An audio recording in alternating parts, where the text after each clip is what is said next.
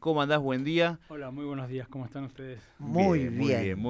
Ahora que te vemos muy bien. Teníamos muchas ganas de poder hablar con vos porque, bueno, venimos hablando con Carlito. Venimos hablándolo bastante fuera del aire, más que dentro del aire, pero bueno, es una manera también de meterlo dentro de lo que es el programa, de todo el tema de cárceles, ¿no? De todo lo que falta por hacer, ¿no es cierto?, en la República Argentina con el tema de cárceles y sobre todo con el tema de reinserción, que bueno, tuvimos la posibilidad el otro día de hablar con Fernando Tauber, con el del vicerrector de la UNLP, sobre el tema. Y bueno, y sobre los desarrollos que se están haciendo dentro de las cárceles justamente, o que se podrían hacer dentro de las cárceles, en materia de trabajo justamente para generar una reinserción efectiva, ¿no es cierto? Eso es un poquito de lo que queríamos hablar, ya te lo tiro como puntapié. No, sí, pero aparte él tiene experiencia porque hizo un trabajo muy bueno en el sur del país, que también me gustaría escucharlo y que escuche la gente. Bien, la verdad que la cuestión de la cárcel, del contexto del encierro, es un tema bastante complejo, porque hay un montón de situaciones y de variables que eventualmente pueden inclinar la balanza hacia algo que puede ser efectivo o no. Digo, la cuestión de tener o mantener gente presa durante mucho tiempo y no realizar ningún tipo de tratamiento, de lo que se denominaba tratamiento penitenciario, es como una especie de fracaso en términos de que la pregunta es qué va a pasar con esa gente cuando tenga que salir de la cárcel, claro, cuando tenga que volver al medio en libertad. Claro. Por eso el tema de las direcciones, generalmente de readaptación me cuesta decir readaptación porque en términos dogmáticos son palabras viejas, son palabras que ya no se utilizan en la doctrina, pero sirven en términos de comunicar a la gente, ¿no? Porque la gente tiene esa palabra, resocialización, readaptación, etcétera, etcétera, que es como pretender que la gente que está presa aprenda a vivir en libertad, que es como una contradicción, ¿no? Porque nosotros los encerramos para que enseñarles a vivir en libertad, es una contradicción. Exacto. Pero bueno, como ustedes señalaban, el tema del trabajo en el contexto de encierro es una de las herramientas que tienen que ver con la inclusión, que tienen que ver, nosotros tenemos la pretensión de hablar con la palabra resignificación, esto es que la persona que está privada de libertad se resignifique distinto. Digo esto porque generalmente la persona privada de libertad o la mayoría de la población penal es población penal que tiene que ver o ha incurrido o está condenado por delitos, nosotros denominamos predatorios, que son los delitos contra la propiedad en el medio urbano, ¿sí? Son robos calificados, hurtos, son delitos contra la propiedad, el 80% de la población penal. Y esa persona generalmente viene o termina presa con el rótulo o con la etiqueta del pibechorro, del ladrón, del motochorro, etcétera, etcétera. Con lo cual hay que lograr que salga de esa imagen, que salga de esa etiqueta y que se etiquete, entre comillas, como persona trabajadora, como estudiante, como algo que eventualmente pueda resultar en el común de la gente productivo para la sociedad. Con lo cual, cuando vos desarrollás políticas que tienen que ver con el trabajo en el contexto de encierro, y ese trabajo de alguna manera los prepara en un oficio, en una profesión, en alguna actividad que eventualmente pueda permitirle a él sobrevivir luego en el medio en libertad, es una herramienta que cumple las mismas funciones de inclusión que cumple con la gente que está afuera. Claro. Esto es, la persona que está en libertad, uno de sus elementos de inclusión es el trabajo. Bien, para la persona privada de libertad también el trabajo forma parte de la inclusión. Digo, tal vez sea una doble inclusión, ¿no? Porque primero tiene que trabajar y después tiene que volver al medio en libertad. Pero lo cierto es que aquellas herramientas de inclusión que funcionan en el medio libre, trabajo, educación, salud, también funcionan en el contexto de encierro. Con matices, ¿no? Porque claramente la situación de quien está encerrado en una cárcel es diametralmente distinta a la que podemos tener cualquiera de nosotros. Pero lo cierto es que cuando vos generás políticas públicas en el contexto de encierro que tienen que ver con la dignidad de la gente, eventualmente esa gente responde en términos de menor reincidencia, de no volver al delito, etcétera, etcétera. Pero lo cierto es que la población penal se vincula, los números de la población penal se vinculan mucho con las políticas económicas, con lo cual cuando vos tenés políticas que que se diseñan en función de la exclusión de la gente, de dejar gente por afuera de los sistemas económicos, aumenta el número de personas privadas de libertad, aumenta lo que se llama encarcelamiento masivo, y ese aumento de la población penal deriva en situaciones no queridas, como puede ser el hacinamiento, la cantidad de gente que, digo, el hacinamiento, la falta de atención, digo, todo eso repercute negativamente cuando vos tenés que diseñar políticas para el contexto de encierro. Porque cuando vos tenés, digo un número al azar, cuando vos tenés una unidad, por ejemplo, que puede alojar regularmente 1000 personas, tenés 2000, ya la unidad no te sirve, claro. y el personal humano y el recurso humano no te alcanza para atender esa demanda. Con lo cual, la primera cuestión que hay que hacer en términos de cárcel es reducir la población penal.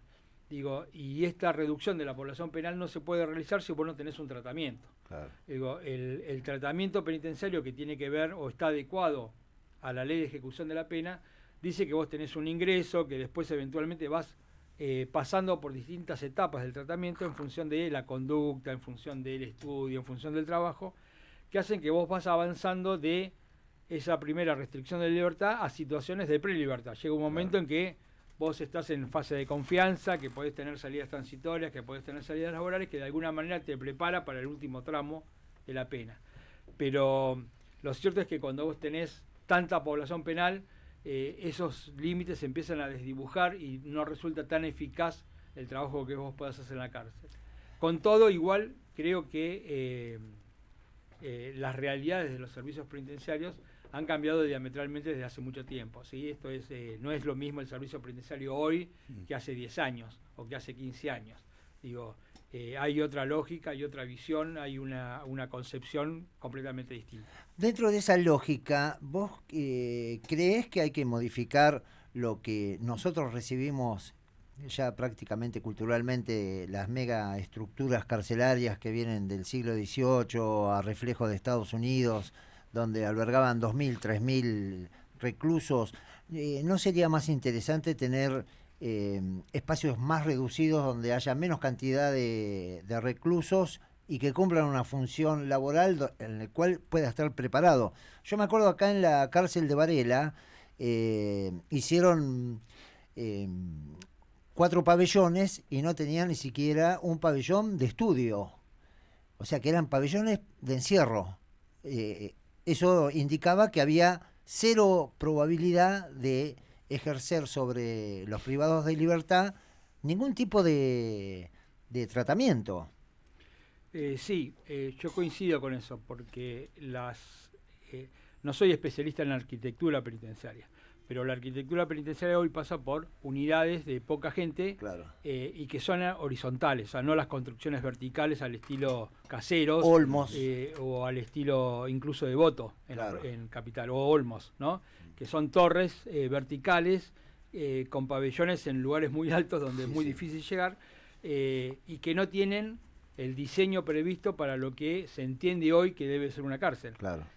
No sé el caso de Olmos, pero por ejemplo en el caso de Devoto, que sigue siendo unidad penitenciaria en la capital federal, eso originalmente fue un hospital. Digo, y las funcionalidades de un hospital pueden parecerse, pero no son exactamente las mismas que las de una unidad penitenciaria. Con lo cual, esas estructuras viejas empiezan a tener modificaciones que son parches y que afectan más todavía la funcionalidad. Claro.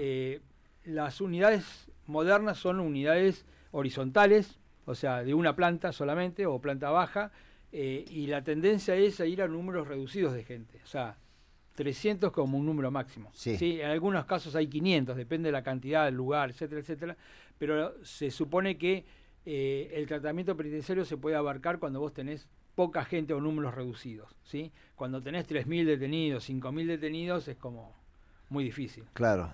Inmanejable. Incluso esto que decías, o sea, esos viejos estructuras, o sea, no tienen el concepto de aula o el concepto de taller o tienen el concepto de hospital penitenciario, fábrica. Digo, tienen solamente la lógica del encierro, digo, claro, con lo cual la adaptación a veces no resulta tan eficaz. Claro.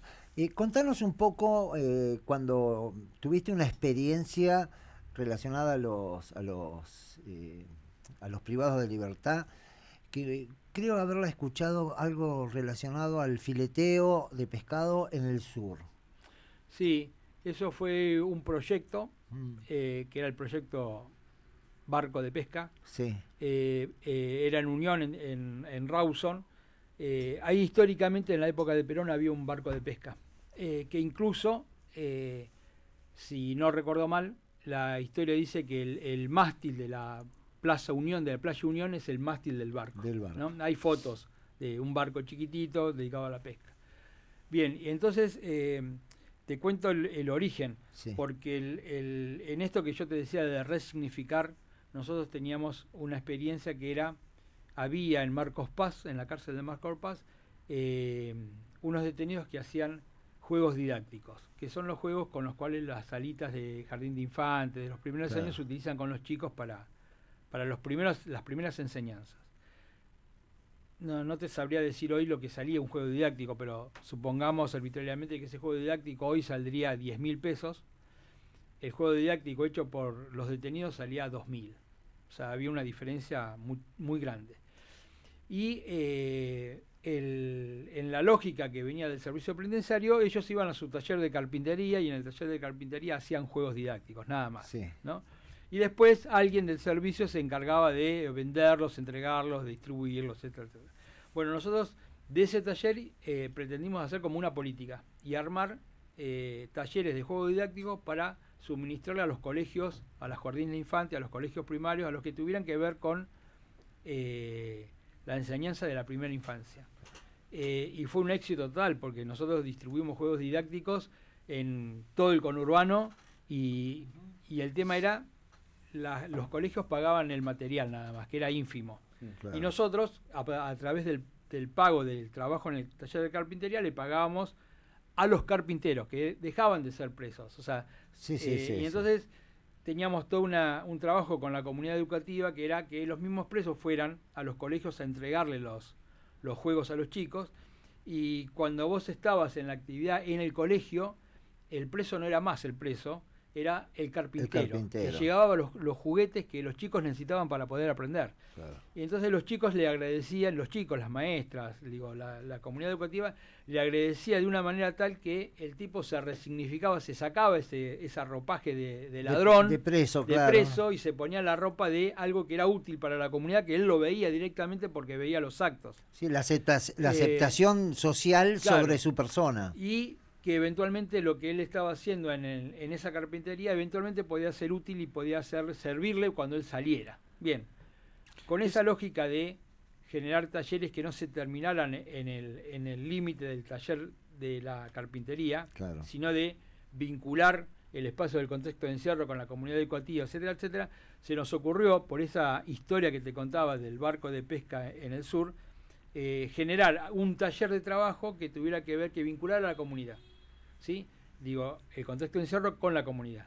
Entonces nosotros pensamos el barco de pesca y ese barco de pesca generó cursos que incluso permitían la resignificación del servicio penitenciario, porque el personal penitenciario no era solamente el carcelero, sino que era el que iba a realizar la política de pesca, Claro. que eventualmente le iba a permitir comer desde La Pampa para abajo a la población penal pescado. O sea, que no comen pescado, ¿sí? Sí, sí. Y el pescado que sobrara iba a ir para los comedores o a los comedores escolares o a los comedores comunitarios o a los comedores de la municipalidad, con lo cual había acuerdo con la municipalidad para la distribución. Y era el barco, era un camión que no me acuerdo el nombre ahora. ¿En qué lugar de...? En Rawson. En Rawson. Y el camión que distribuyera, o sea, con lo cual tenía una cámara frigorífica, y había una cámara frigorífica en la unidad.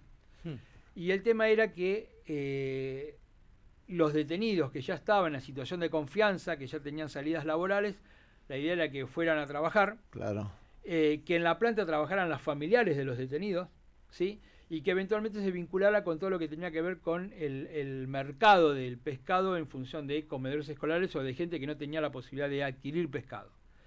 Y esto también generó la capacitación del personal penitenciario. Claro.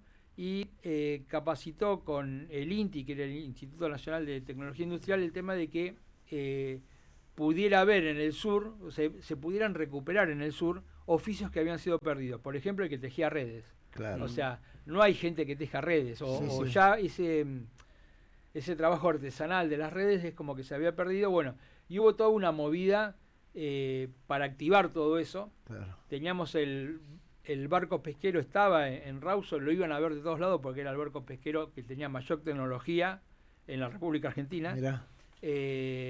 Y bueno, nada, digo, yo en algún momento tuve que dejar la función y el proyecto se fracasó, pero, Claro. pero la idea era una idea No, que tenía que ver con vincular, digo, el otro ejemplo es el fútbol, o sea, el fútbol en las unidades no es ningún invento, o sea, No. se juega Claro. el fútbol en las cárceles de toda la vida. sí, sí. Pero bueno, nosotros habíamos vinculado directivos de clubes que iban a fichar gente a las unidades carcelarias. Digo, Ah, Tristán mirá. Suárez en Ezeiza, perdón, me acuerdo siempre de Tristán Suárez, tenían 2 jugadores que eran los Bazán Vera, en Sí, ese sí, momento, sí. iban a entrenar al complejo 1 de Ezeiza. Sí, sí. Iban a entrenar, en la primera de Tristán Suárez iba a entrenar no en la cancha de ellos, sino en el complejo. Y eso generó todo un pabellón de futbolistas. Claro. Digo, que después tuvieron fichados algunos en Huracán, en San Lorenzo.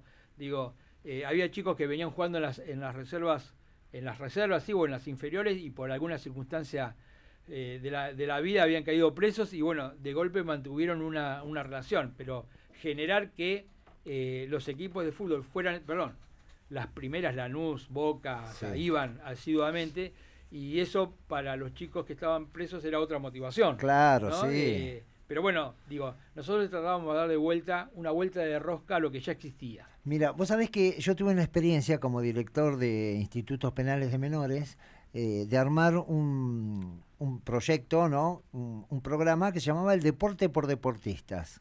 Y llevamos al Alfaro, Arauz Alfaro 1, llevamos a exjugadores de fútbol, todavía vigentes algunos, y ahora te voy a sorprender.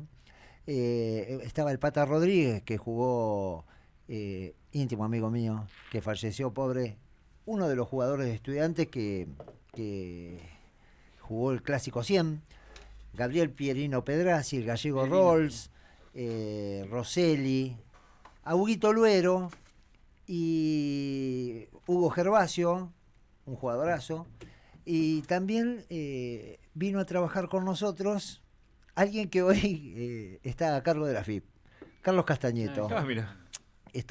Jugábamos al fútbol con los chicos y era la primera red de contención ante un disturbio. Claro. Los chicos veían a sus referentes deportistas y aplacaban. Se terminaba el disturbio con la aparición de los deportistas. Y eso que me estás contando lo hicimos nosotros con, no me olvido nunca, te doy los apellidos, con el Tata Mesa y con Ontivero. Eran 2 chicos menores de edad y fuimos a Gimnasia, porque eran todos exjugadores de Estudiantes de Gimnasia, le quedaba más cerca a Gimnasia porque estábamos ahí en Abasto, y claro, hablábamos con los técnicos, ¿viste? De las inferiores, eran 2 fenómenos los pibes, y lo veíamos dentro de la cancha que eran unos cracks, ¿viste? Y eso se sentían valorados ellos, se sentían queridos, y se transformaron en gente confiable, donde a vos te daban la palabra y te la cumplían. Tal es así que una vuelta era tan el nivel de confianza con los chicos que teníamos 70 internos. Y uno de los que llevaba adelante esto, Huguito Gervasio, dice, me los voy a llevar a correr. Bueno, no hay problema, no me olvido nunca, el ministro me mandó a llamar que se habían ido todos, toda la población no estaba dentro de del instituto, porque habían ido a correr a la ruta 2. Volvieron todos. Mira. Volvieron todos. Sí, a mí pero- casi me cuesta irme, ¿no? Pero Sí, el tema de la persona que está privada de libertad, el problema tal vez más grave es que va perdiendo su dignidad. O sea, Claro. va perdiendo la dignidad y ya es como que el servicio, el contexto del encierro no reconoce esa dignidad de persona. Claro. Y la dignidad de la persona, digo, tal vez el primer eslabón de esa dignidad es la cuestión del respeto. Claro. O sea, cuando ellos se sienten respetados o cuando ellos sienten que el otro tiene un sentimiento de respeto para con lo que se hace o cuando la persona interactúa o dice algo, es como que ellos empiezan a través de ese respeto a recuperar la noción de dignidad. Claro. Digo, y eso es esencial porque digo, si Si vos no tenés ese concepto de dignidad o no manejás, digo, o lo resignás, por más tratamiento que hagas penitenciario, el tratamiento no sirve. Claro. Digo, con lo cual, lo primero que vos tenés que lograr en el contexto del encierro es que esa persona que está viviendo esa circunstancia recupere el concepto de su propia dignidad como Claro. ser humano. Y luego después el trabajo que haya eventualmente que haya que hacer. ¿Querés que lo desarrollemos en 2 minutitos? Estamos con Víctor Hortel. Vamos a una pausa Dale. y seguimos con Víctor, que esto está bárbaro, me encanta. Bueno, dale, ¿Qué vamos a una opinás? pausita. Vamos a una pausa que aparte tengo que meter el